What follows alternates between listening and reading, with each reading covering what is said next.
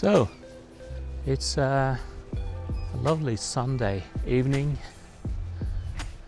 around 7:30. The weather is very nice. We got about 19 degrees Celsius, and I decided to go for a little walk at Bore Beach. Today I'm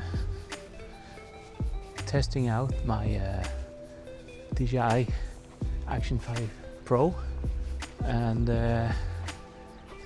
I'm filming in normal 10-bit color profile today, just because I want to see how simple or how easy this camera can be, and if I can use the footage without any need for color correction or anything. I have put on a ND32 filter because it's quite sunny today, and I just want to see how hopefully improve the footage.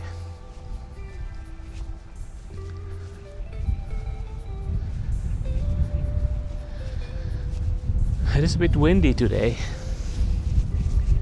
so I'm walking on the backside of those huge sand dunes, and I will walk to the end of the beach, and then I would go over the sand dunes and down to the beach itself, have a look at the waves and see if there are people still there. So I have connected the DJI Mic Mini to my camera.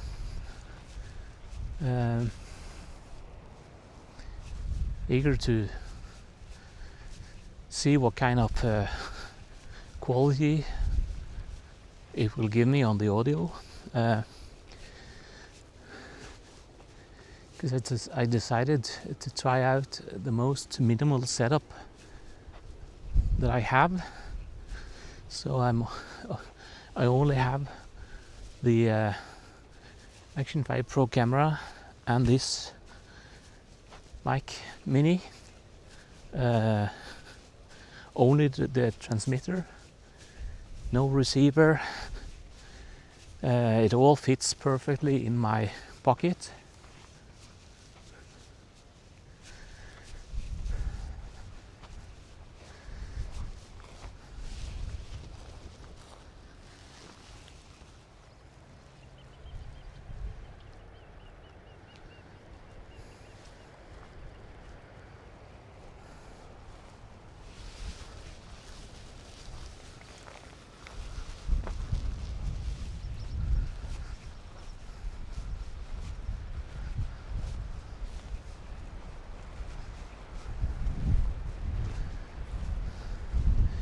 I started to walk towards the top of the sand dunes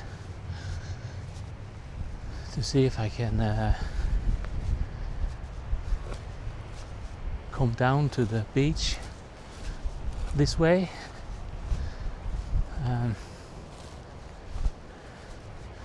These sand dunes are pretty big. See here.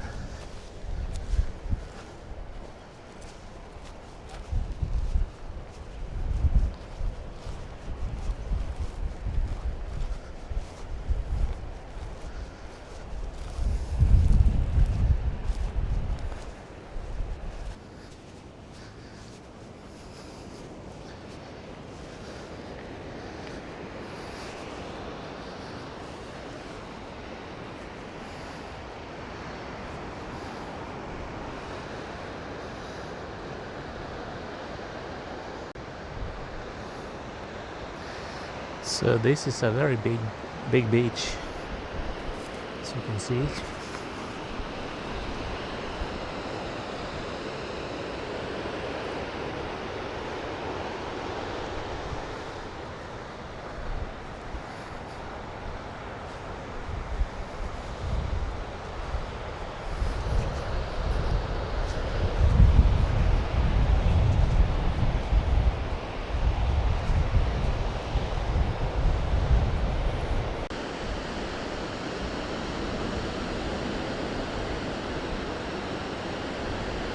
The beach is almost empty. Only a few people still out walking.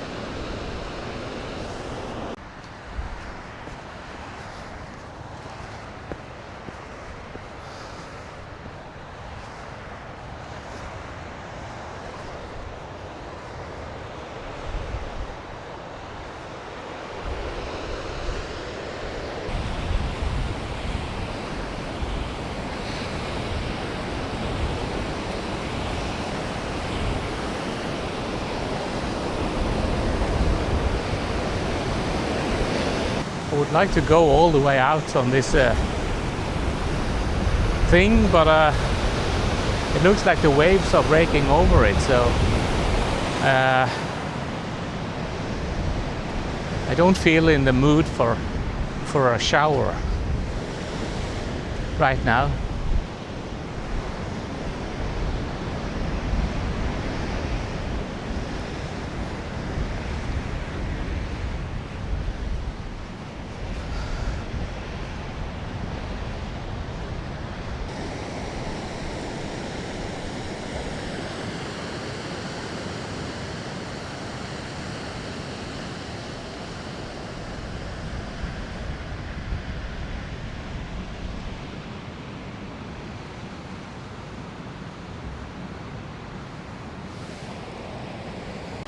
So I was going through a drawer full of old electronics the other day, and I came across this little thing.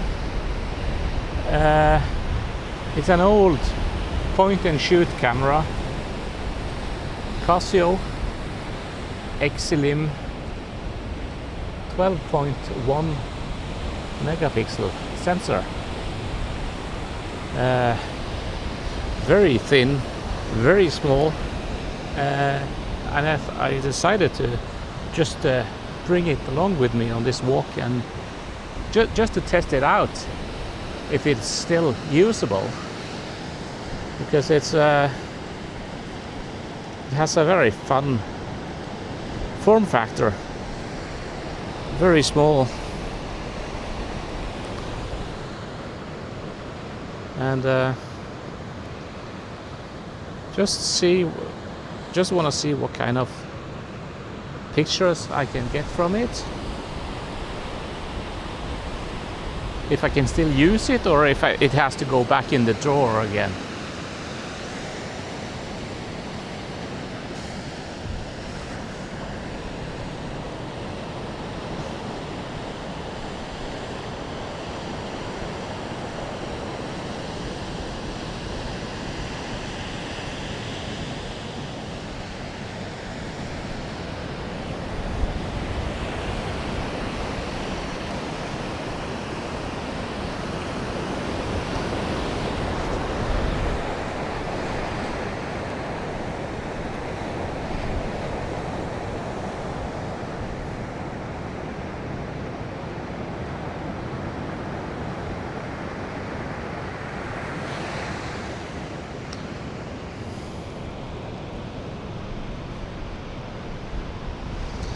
Oh well,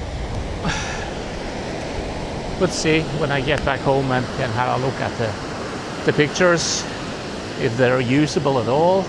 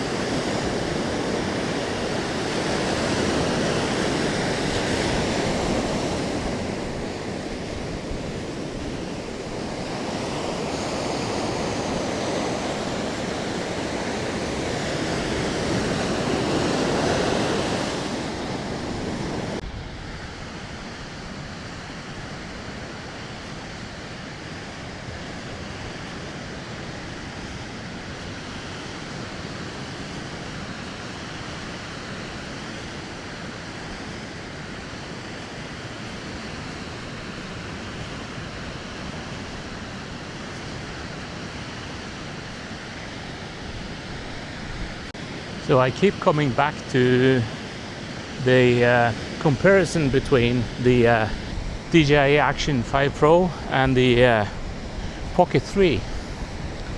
I'm very fond of the Pocket 3. I love the gimbal, I love the image quality and the depth of field and everything, but I find time and again that whenever I'm out walking, especially if I go up in the mountains for a hike, or if the weather is a bit rough,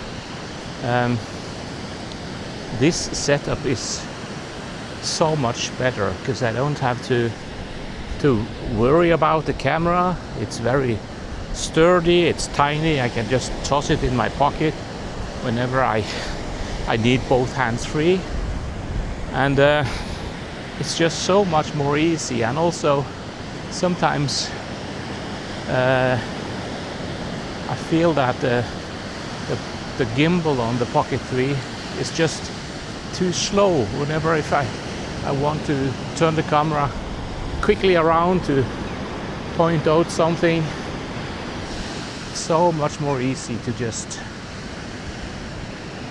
turn the whole camera around like this and then just go back to myself and yeah, so much more easy, uncomplicated and fun. And the image quality of this camera is very good in my opinion. Normally when I've been using this camera, I've always been shooting in D-Log-M, but even though just putting on the DJI LUT, it's easy, it's not very complicated, but if the quality coming straight off the camera with the normal 10-bit color profile, if that's good enough, that would be very, very nice. So we'll see when I have a look at the footage. And also, as I said before, I'm testing out the ND filter. When I look at the screen, sometimes I think the picture looks a bit too dark, but we'll have to see. So I'm heading back to the car. It is the sunlight is fading, and I want to have a look at the footage and see if it's usable, and maybe I can push out a video tonight.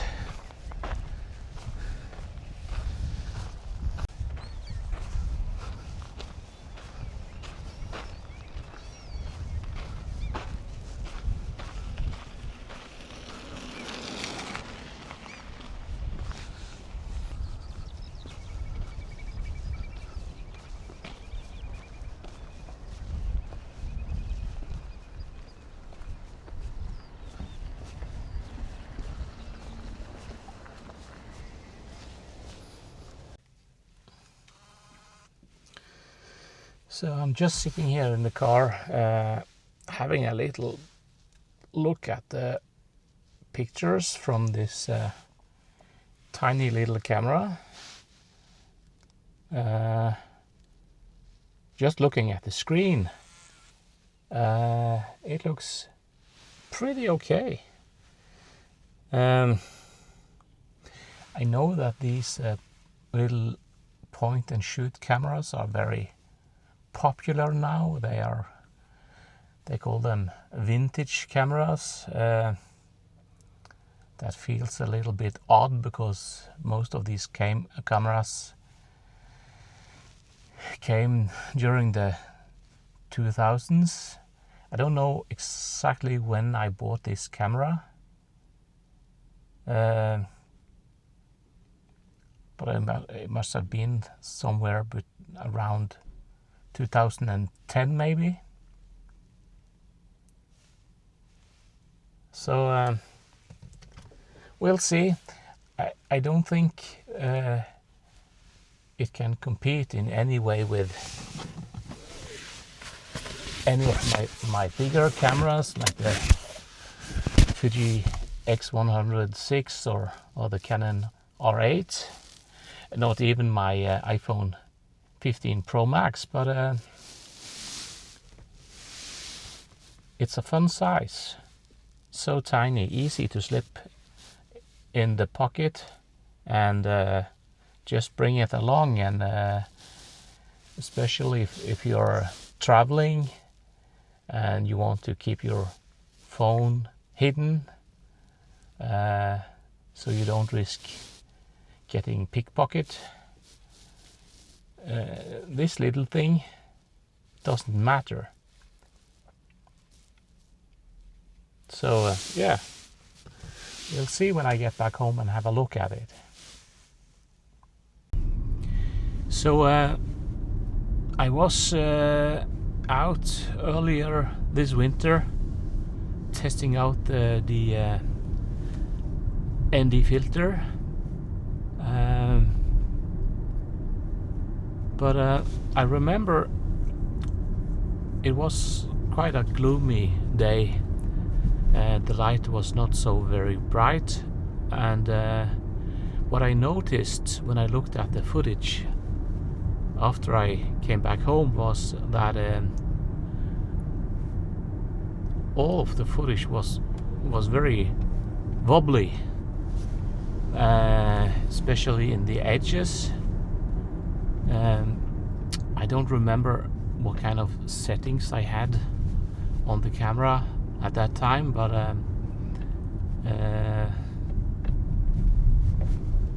for some reason the ND filter was messing with the stabilization,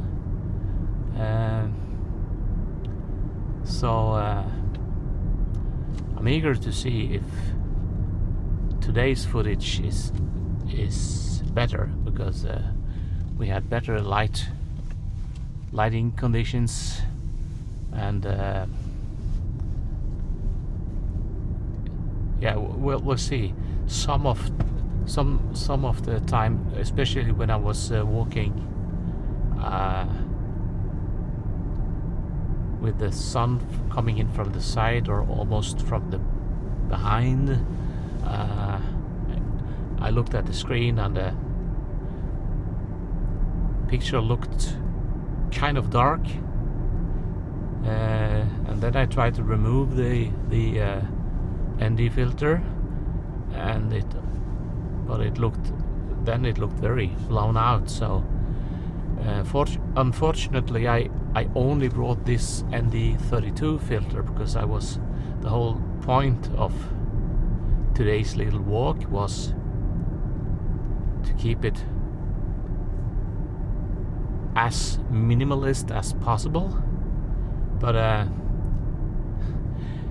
it wouldn't have cost me much to just bring one or two more ND filters. Maybe an ND8 would have been more suitable for today, but well, I keep learning every time I take my cameras out to film, so we'll see. So I'll just see if I can catch a few more pictures with this tiny little thing before I go back.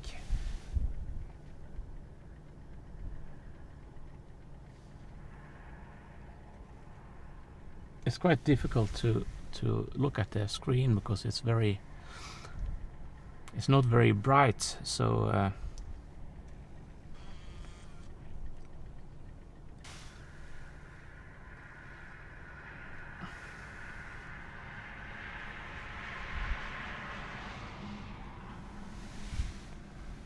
Okay.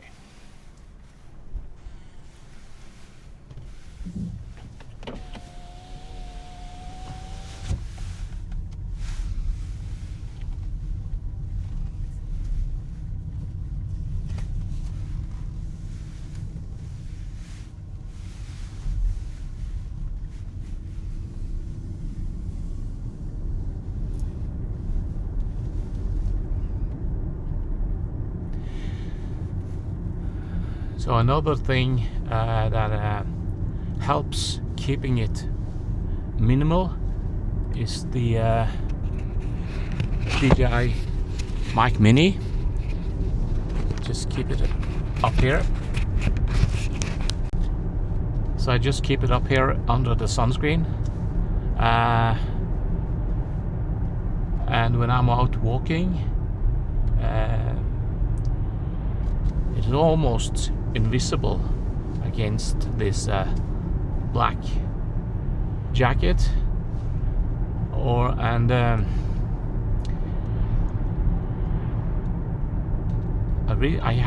had the DJI Mic 2 before. I still have one transmitter, but I sold the complete set with the 2 transmitters and 1 receiver in the charging case. I was very happy with the DJI Mic 2, but I found, especially if I was wearing only a t-shirt, that even if it's tiny, it kept pulling my shirt down, and it looked kind of untidy, and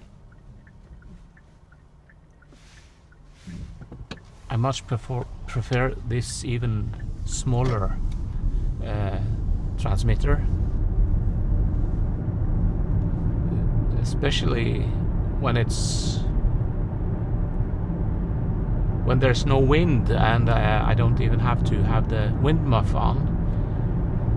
But even with the wind muff, it's very tiny, very light, and I find that the audio is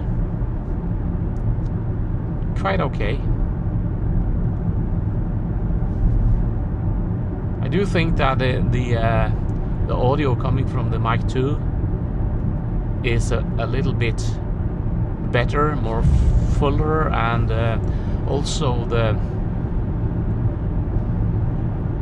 one big thing that I miss on this little Mic Mini is the internal recording into the transmitter itself.